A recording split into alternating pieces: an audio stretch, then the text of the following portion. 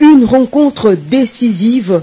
qui devrait marquer un tournant dans le cycle infernal de violence qui meurtrit les populations de l'Est de la République démocratique du Congo. La tripartite de Luanda sur la situation sécuritaire à l'Est de la RDC s'est terminée ce mercredi soir par l'établissement d'une feuille de route sur le processus de pacification de la région Est de la RDC. Tout commence par une rencontre à trois entre les présidents Joao Lourenço, Félix Antoine Tshisekedi Tshilombo et Paul Kagame. Pas de communiqué final, mais un point de presse commun des trois présidents et une volonté commune affichée de faire baisser la tension entre les deux voisins. L'objectif central étant de restaurer la confiance perdue entre Kinshasa et Kigali par l'instauration d'un dialogue et d'une concertation permanente établie sous l'égide de la CIRGL et du processus de Nairobi dans le cadre de la communauté d'Afrique de l'Est. Concrètement, cela se fera graduellement via l'application de la feuille de route qui permettra au final, si chacun respecte vraiment ses engagements, de réchauffer les relations politiques, diplomatiques et économiques entre le Rwanda et la République démocratique du Congo. Ce que je peux dire à propos du contenu de la réunion de ce jour est que de part et d'autre, il y a eu en tout cas l'intention manifeste d'avancer et de mettre fin à cette crise. Comme l'a dit le président Lourenço, il s'agit de rétablir la confiance entre nos deux pays et surtout nos deux peuples.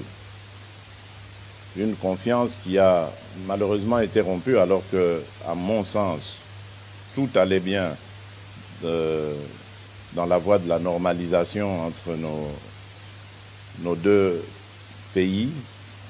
Je m'étais entrepris, en tout cas, de tirer un trait sur le passé dès mon arrivée à la tête de la République démocratique du Congo pour envoyer un signal fort, non seulement au Rwanda seul, mais à tous nos voisins, à toute la région, de mon intention d'avoir des relations désormais tournées vers des échanges profitables à nos pays, à nos populations, et de regarder plutôt vers le développement de cette région qui, à mon sens, est l'une des plus riches d'Afrique, plutôt que de verser dans des tensions inutiles comme on a pu l'observer dans le passé. À court terme, la nouvelle donne passe par la relance de la commission mixte RDC-Rwanda. La première rencontre de cette commission mixte, cadre de dialogue permanent entre les deux pays, est prévue incessamment dans la capitale angolaise. Mais dans l'immédiat, la feuille de route prévoit la cessation des hostilités et le retrait sans condition du M23 de ses positions en République démocratique du Congo. Ce qui est en mon pouvoir pour faire avancer la situation, sortir mes compatriotes de cet enfer qui dure déjà depuis une vingtaine d'années. Lequel enfer a été encore aggravé par cette situation regrettable du M23, un groupe armé qui pourtant était déjà en discussion avec nous à Nairobi, mais dont le comportement est totalement inexplicable, car je ne peux pas comprendre que des gens qui ont une revendication et dont l'interlocuteur est à disposition pour écouter leurs revendications, puissent à nouveau reprendre les armes, comme pour exercer une sorte de chantage ou de pression. Donc j'espère vraiment et j'attends de ce processus qu'il apporte le cessez-le-feu immédiat et le retrait de ce groupe du M23, en attendant évidemment que l'on mette en marche la feuille de route qui amènera un processus de paix, de stabilité et de confiance. Le retour des réfugiés dans leur pays d'origine est également inscrit parmi les objectifs de la feuille de route de Luanda. Elle stipule enfin que toute exploitation des ressources naturelles dans la région doit se faire dans le strict respect de la souveraineté des États, ce qui met en exergue la ferme volonté de lutter contre le trafic illicite des ressources minières de la République démocratique du Congo au profit des pays voisins. Le chef de l'État, Félix-Antoine Tshisekedi Tshilombo, garde ainsi le cap de la fermeté pour la défense de la souveraineté nationale et en même temps une ouverture au dialogue diplomatique sincère pour imposer la paix à l'est de la RDC. Le président de la République et sa délégation sont rentrés au pays ce mercredi soir. Une rencontre décisive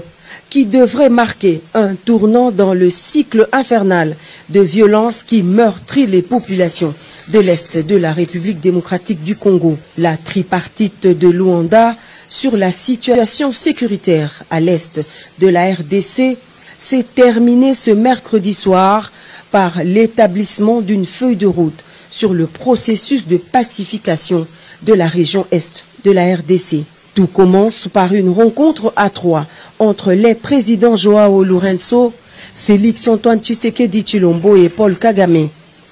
Pas de communiqué final, mais un point de presse commun des trois présidents et une volonté commune affichée de faire baisser la tension entre les deux voisins. L'objectif central étant de restaurer la confiance perdue entre Kinshasa et Kigali par l'instauration d'un dialogue et d'une concertation permanente établie sous l'égide de la CIRGL et du processus de Nairobi dans le cadre de la communauté d'Afrique de l'Est. Concrètement, cela se fera graduellement via l'application de la feuille de route qui permettra au final, si chacun respecte vraiment ses engagements, de réchauffer les relations politiques, diplomatiques et économiques entre le Rwanda et la République démocratique du Congo. Ce que je peux dire à propos du contenu de la réunion de ce jour est que de part et d'autre, il y a eu en tout cas l'intention manifeste d'avancer et de mettre fin à cette crise. Comme l'a dit le président Lourenço, il s'agit de rétablir la confiance entre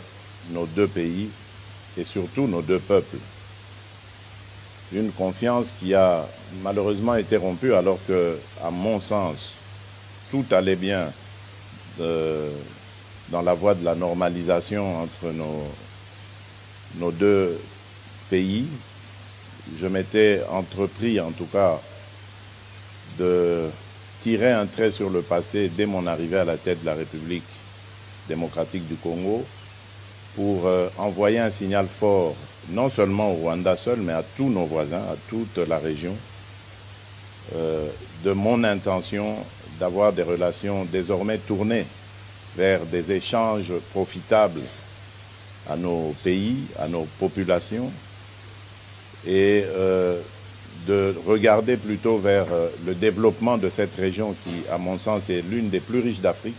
plutôt que de verser dans des tensions inutiles comme on a pu l'observer dans le passé. À court terme, la nouvelle donne passe par la relance de la commission mixte RDC-Rwanda.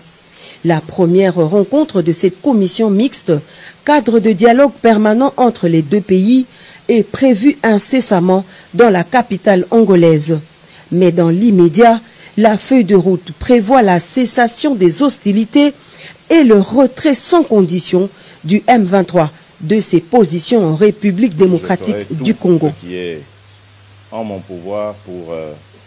faire avancer la situation, sortir mes compatriotes de cet enfer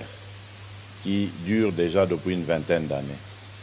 Lequel enfer a été encore aggravé par cette situation regrettable du M23, un groupe armé qui pourtant était déjà en discussion avec nous à Nairobi, mais dont le comportement est totalement inexplicable, car je ne peux pas comprendre que des gens qui ont une revendication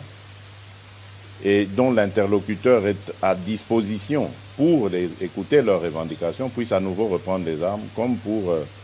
exercer une sorte de chantage ou de pression. Donc j'espère vraiment et j'attends de ce processus qu'il apporte le cessez-le-feu immédiat et le retrait de ce groupe du M23, en attendant évidemment que l'on mette en marche la feuille de route qui amènera un processus de paix, de stabilité et de confiance. Le retour des réfugiés dans leur pays d'origine est également inscrit parmi les objectifs de la feuille de route de Luanda. Elle stipule enfin que toute exploitation des ressources naturelles dans la région doit se faire dans le strict respect de la souveraineté des États, ce qui met en exergue la ferme volonté de lutter contre le trafic illicite des ressources minières de la République démocratique du Congo au profit des pays voisins. Le chef de l'État, Félix Antoine Tshisekedi Tshilombo, garde ainsi le cap de la fermeté pour la défense de la souveraineté nationale et en même temps une ouverture au dialogue diplomatique sincère pour imposer la paix à l'est de la RDC. Le président de la République et sa délégation sont rentrés au pays ce mercredi soir.